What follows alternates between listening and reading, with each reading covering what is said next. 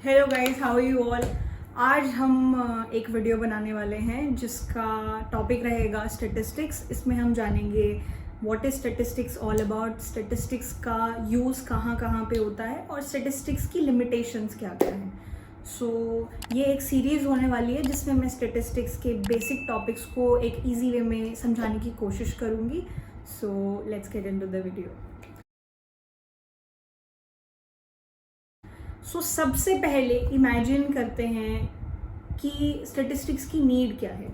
तो इमेजिन कीजिए आप एक गवर्नमेंट ऑफ इंडिया के ऑफिशियल हैं और आप let's say ministry of health में काम करते हैं। आपको बोला जाता है कि मेल न्यूट्रिशन इन इंडिया छोटे बच्चों में एक बहुत ही गंभीर समस्या है, तो इसको हमें टैकल करना है और इसके बारे में हमें क्या करना चाहिए।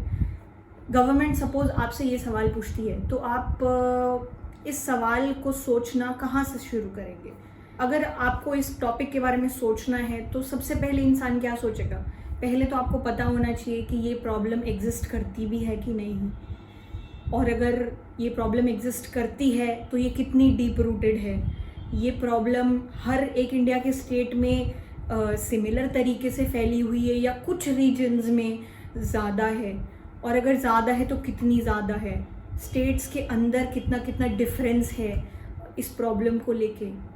तो जब भी आप एक अननोन चीज़ का सल्यूशन ढूंढने निकलेंगे तो आपको इस तरीके के कई सारे सवालों का जवाब देना पड़ेगा। इसी एग्जाम्पल को कैरी फॉरवर्ड करते हुए कि इस सिचुएशन में हम क्या करेंगे, तो सबसे पहले हम इंडिया के जो डिफरेंट पार्ट्स हैं हर पार्ट्स में जाएंगे और वहाँ से थोड़ा थोड़ा अलग अलग जगह से सैंपल लेंगे यंगर बच्चों की। लेट से अगर हम एक पैरामीटर लें वेट, कि अगर उनकी जो उम्र है उससे जितना वेट होना चाहिए उससे कम वेट है, तो एक तरीके से ये एक मेजर होगा कि हाँ उनमें मेल न्यूट्रिशन की प्रॉब्लम है। या फिर उनकी हाइट जो कि लेट से एक 4 साल के बच्चे की हाइट होनी चाहिए उससे कम हाइट है, मतलब वो मेल न्यूट्रिशन की शिकार हो सकते हैं। तो हाइट और वेट हम एक मेजर ले सकते हैं इस चीज़ को मेजर करने के लिए।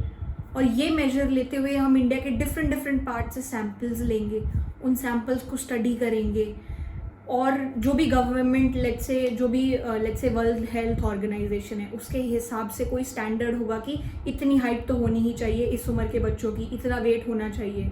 जो भी हमने सैंपल इकट्ठे किए हैं उनके जो मेजर्स होंगे वो स्टैंडर्ड के साथ उनको कंपेयर करेंगे। तो ये जो भी पूरा प्रोसेस होता है, ये पूरा प्रोसेस हमें हेल्प करेगा ये समझने में कि ये प्रॉब्लम कितनी डीप रूटेड है, कितनी इम्पॉर्टेंट है, ये प्रॉब्लम है भी कि नहीं। इस तरीके के जो भी क्वेश्चंस होती हैं, ये क्वेश्चंस को स्टडी करने में स्टैटिस्टिक्स हमें बहुत हेल्प करता है। तो अगर इस एग्जाम्पल को हम रेफरेंस लें तो वो सारे टूल्स और टेक्निक्स हैं जो कि हमें एक टॉपिक एट हैंड को समझने में हेल्प करते हैं। जैसे अगर आप इसकी डेफिनेशन की बात करें तो it's a body of technique and methodologies जिनको डेवलप किया गया है for the collection of data, presentation of data and analysis of the data and using that data for decision making. तो डेटा के कलेक्शन से लेके उसको प्रेजेंट करने से लेके उसका एनालिसिस करने से लेके उस डेटा को यूज़ करना ताकि एक यूजफुल डिसीजन में वो कन्वर्ट हो पाए, ये सारे जो भी टूल्स एंड टेक्निक्स हैं ये हम लोग स्टैटिस्टिक्स के अंदर पढ़ते हैं। अब हम बात करते हैं कि स्टैटिस्टिक्स की इम्पोर्टेंस क्या है और इसका स्कोप क्या है। अगर हम स्टैटिस्टिक्स के स्कोप की बात करें तो आई डोंट थिंक आज के टाइम में एक भी ऐसी फील्ड है जो स्टैटिस्टिक्स का यूज़ नहीं करती है। वो चाहे गवर्नमेंट ऑर्गेनाइजेशन हो, चाहे प्राइवेट ऑर्गेनाइजेशन हो, चाहे एकेडमिक इंस्टीट्यूट्स हो, हर जगह बहुत ही वाइडली स्टैटिस्टिक्स का यूज़ किया जाता है। जैसे हम डेली न्यूज़ में जीडीपी के नंबर्स, इन्वेस्टमेंट के नंबर्स, इन्फ्लेशन के नंबर्स ये सब सुनते हैं। एवरी सिंगल थिंग जो भी न्यूज़ में इस तरीके की आती है सब में स्टैटिस्टिक्स का वाइड एप्लीकेशन है। जीडीपी को प्रिडिक्ट करना, इन्फ्लेशन को प्रिडिक्ट करना, इस तरीके के सभी कामों में स्टैटिस्टिक्स का बहुत ही वाइड यूज़ होता है। अगर हम स्टैटिस्टिक्स का बिजनेस में यूज़ देखें तो काफ़ी वाइड स्प्रेड यूज़ है, चाहे किसी भी तरीके के डिसीजंस हो, इन्वेस्टमेंट को लेके, मार्केटिंग को लेके, इन्वेंट्री कितनी रखनी चाहिए उसको लेके, हर एक डिसीजन में स्टैटिस्टिक्स का बहुत ही वाइड यूज़ है। मेडिसिन में, बायोलॉजी में, एस्ट्रोनॉमी में, everywhere it's widely used. Even psychology में there is a field called psychometry, जहाँ पे स्टैटिस्टिक्स की टेक्निक्स को यूज़ करके आपकी साइकोलॉजी को स्टडी किया जाता है।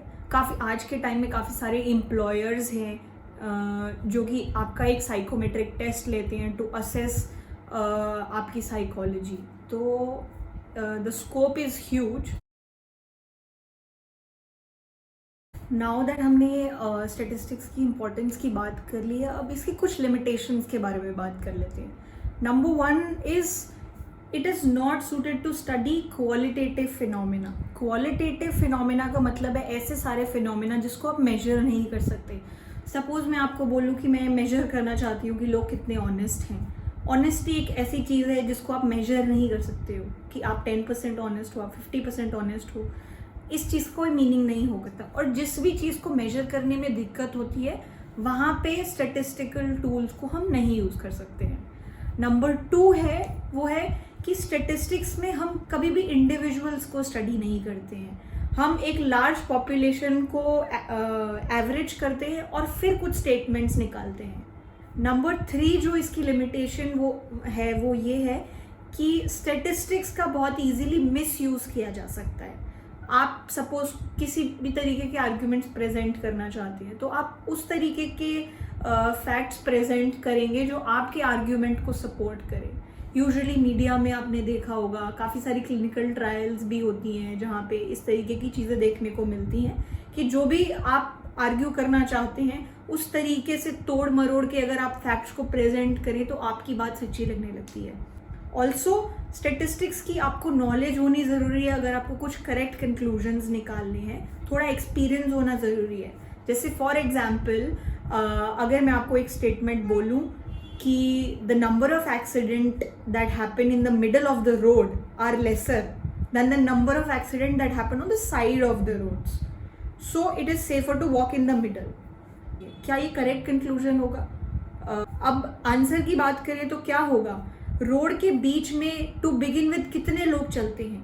स्टार्टिंग में ही रोड के बीच में लोग नहीं चलते हैं, इसीलिए रोड के बीच में एक्सीडेंट्स भी कम होते हैं। यूजुअली जो लोग चलते हैं वो रोड के साइड्स में ही चलते हैं और जहाँ पे लोग होंगे वहीं पे तो एक्सीडेंट होने का चांस होता है।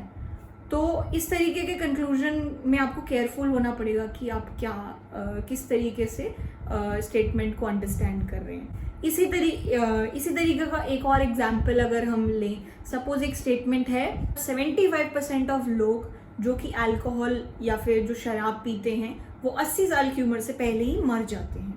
इसीलिए अल्कोहल पीना आपकी आयु कितनी लंबी होगी उसके लिए अच्छा नहीं होता है। क्या ये एक करेक्ट कंक्लूजन होगा? अब अगर हम बात करें कि इज़ इट करेक्ट और नॉट, तो ये स्टेटमेंट बोलते टाइम हमने सिर्फ उन लोगों के बारे में बात की है जो अल्कोहल ड्रिंक करते हैं। अब सपोज मैं सेम स्टेटमेंट बोलूँ कि जो लोग अल्कोहल नहीं पीते हैं 75% of the people who don't drink alcohol also die before the age of 80। तो जो लोग ड्रिंक नहीं करते हैं उसमें से भी 75% लोग 80 की उम्र से पहले मर जाते हैं। तो ऐसा बिल्कुल जो भी हमने स्टेटमेंट दी है कि लॉन्जेटिविटी पे असर होता है अल्कोहल से, वो बिल्कुल वैलिड नहीं होगी।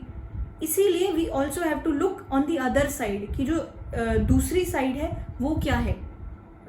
while saying all of this, I am not promoting drinking alcohol at all, so spare me for that. So overall we have to be careful while making any conclusions. So ये कुछ limitations थी। तो to sum up आज के video में हमने बात की है कि statistics का यूज़ कहाँ पे होता है, इसकी इम्पोर्टेंस क्या है और इसकी लिमिटेशंस क्या है। नेक्स्ट वीडियो में हम कुछ और इम्पॉर्टेंट स्टैटिस्टिकल टॉपिक्स के बारे में बात करेंगे। अगर आपको ये वीडियो पसंद आया तो please like, share and subscribe and bye bye, take care.